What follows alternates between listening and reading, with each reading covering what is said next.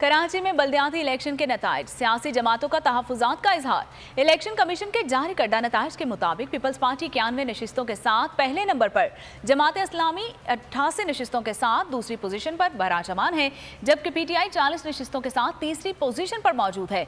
जमात इस्लामी की जानिब से कराची के 6 यूसीज के नताइज में एतराज़ात पर इलेक्शन कमीशन ने नोटिस ले लिया।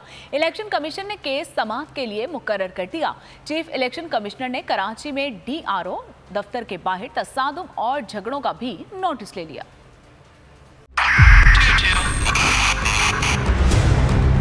2022 बहुत सारे तोहफे भी देखे गया पाकिस्तान की आवाम को। पाकिस्तान की आवाम को एक तोहफा ये दिया कि आवाम को पता चल गया कि पाकिस्तान का मीडिया क्या है। साल 2022 में सबसे ज्यादा देखे जाने वाला चैनल बोल न्यूज रहा नंबर 1। हमने बहुत सारे शोज और ट्रांसमिशंस की, पूरा साल मुसलसल जदोजहद में निकल गया कि ये वोट ऑफ कॉन्फिडेंस के पीछे कौन लोग थे।